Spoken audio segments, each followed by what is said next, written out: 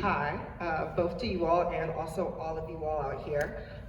Originally, I did have a speech, I had something planned, but kind of after hearing everybody today, I kind of want to go a little off script.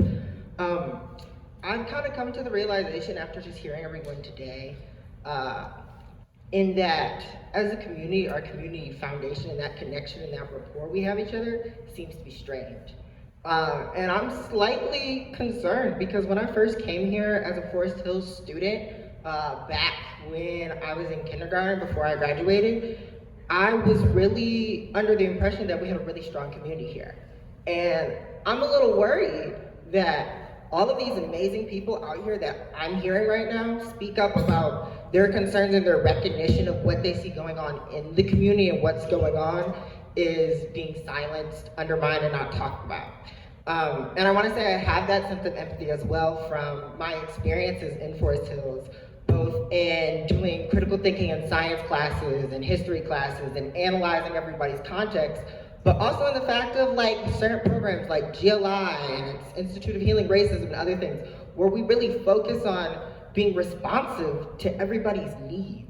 Responsive to concerns of health and safety, responsive to feeling included, right? And I just want to acknowledge, I feel like when we cut programs that teach that, when we don't acknowledge our community's needs and what they feel is a concern, we could really be missing out on one of the greatest parts of this community, which is that relationship that we have with our members and the greater members that make up this body. So I really just kind of want to say in the fact that I think it's really important that moving forward, right, we give people voice, but also we create spaces where we can actually create those resolutions, whether that is a help team, whether that is a workshop, right? We find ways to include students involved in this because we're talking about the kids, but where are the kids? I think high schoolers, at least at the bare minimum, they have the capacity to understand some of these issues because they're about to go into the workforce, they're about to go to college, they're about to be confronted with these issues, and I think this is a great space to kind of talk about that.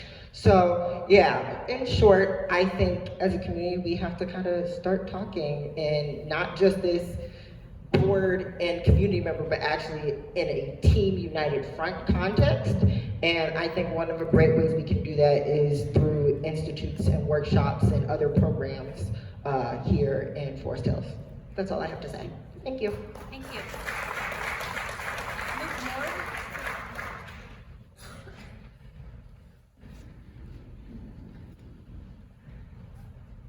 Luke Mord.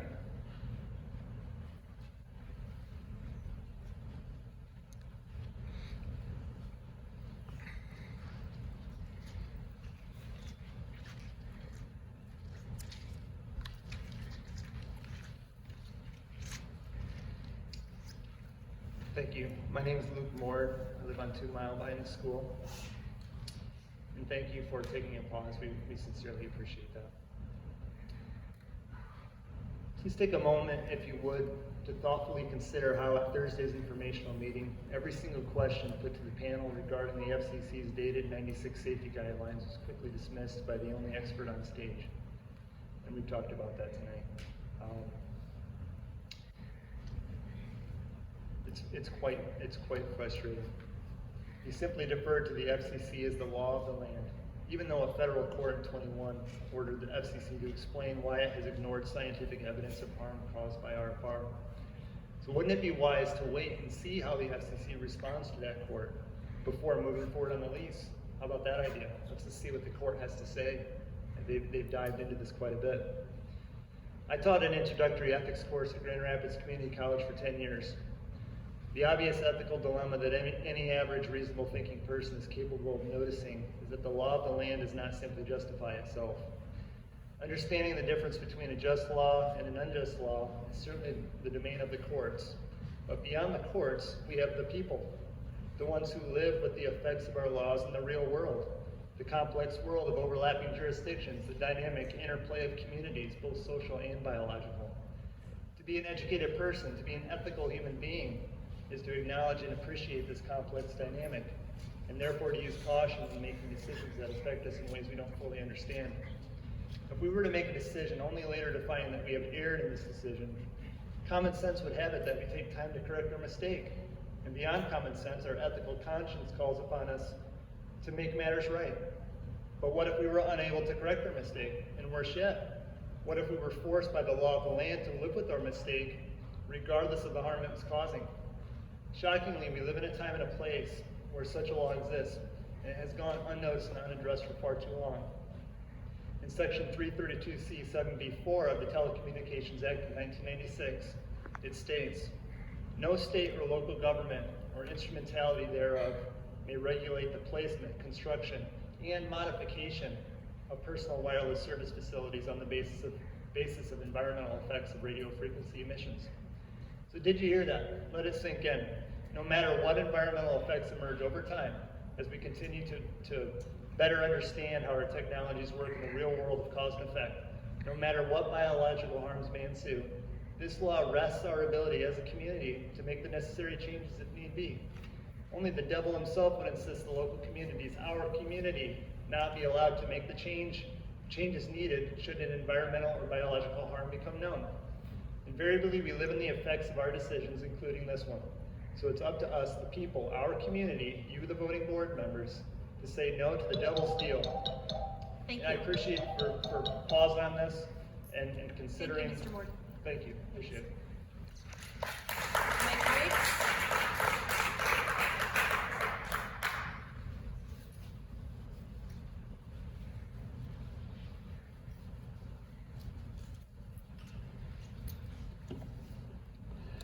Mike Loik, 639 Altadale. You know, a lot of really important discussion today, and it really does seem like the analogy I was going to bring up here is like we're pulling a fire alarm regarding these technologies. And the question is, you know, a lot of concerns are raised and what should happen. This is too important. That's why you see a lot of us up here providing comments. You know, and it's interesting, I think Julie shared the safety, security, and health, and it's great because we're talking about health. I'd like to share that American Cancer Society website states, the studies that have been done so far, look at possible links between cell phone use and cancer have been focused on older generation, mainly 2G and 3G signals. So you can look that up yourself. You're probably getting inundated. I'll send you all kinds of great information like this. So it's not conclusive that 5G is safe. You know, it doesn't say it is or isn't. It's just not conclusive. So what will you do? And the delay is important. And I do appreciate the thinking and making that pause so you can hear us. I was a bit confused by the Verizon rep this past week. Mentioned the towers, the 5G towers are lowered, their power level is lowered. So the critical thinking I need your help with is, to what level is it? And if it's a low level now, what's the maximum level? None of this I heard. Because maybe right now it gets installed and it's, you know, these things are installed at a low level, and how do they dial it up? Lots of questions. So again, what will you do? I'm going to send this letter to each of you so you have it. I'm going to jump right to it because frankly this whole topic went really fast, so the whole board will get it, Sarah and Julie. And it states, Dear FHPS, Julie Davis, Sarah, I write to request that if you decide to approve the 5G tower for installation and operation at FHE, that you stand behind it and agree to be held legally responsible for any serious injury and or death caused by this 5G tower signals. Please return a copy of the signed agreement. So if it's safe and you believe it's great and you're going to vote for it, my question is, will you sign that? So if you approve this 5G tower, again, recognizing what the Verizon rep mentioned, I think if you can believe it, he said, build it and they will come. I say prevent 5G and they will thrive.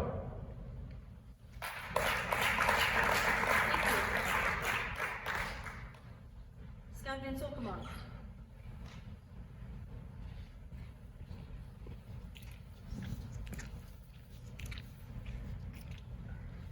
Hi there, Scott Van Salcombe. I live in Cascade. I'm a daughter in the district. I appreciate you guys taking off on the cell tower deal. Obviously the data from 1996, they haven't changed that. It's like, well, what if they did change that? What possible repercussions could have come from that? Either possible lawsuits or the shutdown of cell towers or any numerous things. I mean, just look back at the past few years of what our federal government did. They're not really the most trustworthy in my opinion. But anyways, my next concern is, I see we got the camera over here, and why does it take so long for the administration to put these meetings online? We still don't have the November one. We don't have the December one. I watched, I believe Vincent or someone else, maybe Stephanie Boone, recorded the town hall meeting, so I was actually able to watch it. I wasn't able to attend that night, and I heard in that recording that they were recording it, but it's not online. On your website, either the Forest Hills Public Schools website or the Forest Hills Public Schools Board of Education website. The most recent video updated was the special meeting, October 4th. That was posted on YouTube, January 8th. That's ridiculous. I mean, Vincent here shouldn't be having to, this will be up probably tomorrow, right? Cascade Township, they record all their meetings, DDA, planning, the Board of Trustees, and it's up the next day. What's their excuse? These administrators get over $100,000 a year. I believe Dr. Schubel is getting over $200,000 in this interim job. What else are they doing in that building? That now they're getting this new $8 million building over there. Are they gonna be able to get it up quicker, maybe? And again, we have a beautiful facility here with live streaming. It even said it right on the marquee, live streaming, Forest Hills FHPS. We could live stream this meeting so the public can see what's happening in real time, just like some of the other local municipalities do. And again, I agree with Mr. Prill, what he said regarding allowing the people to speak to agenda items. I understand you guys don't want to get yelled at and all this or that, but if there's stuff specifically on the agenda that someone wants to speak to, like what they allow at the other government entities to do, because again, you guys are government, you have public elections, that's how you're on here. Unfortunately, you guys don't get paid. And again, I said back at, I believe, Forest Hills Central Auditorium, that you guys should get paid. This is a lot of work. There's no reason why it should just be volunteer. But we should be able to have a voice before you guys vote. Otherwise, if you guys did vote on this cell tower, I think you'd have a lot of angry people here. So, thank you very much. Please make them do better and get these meetings up in a timely manner. Thank you.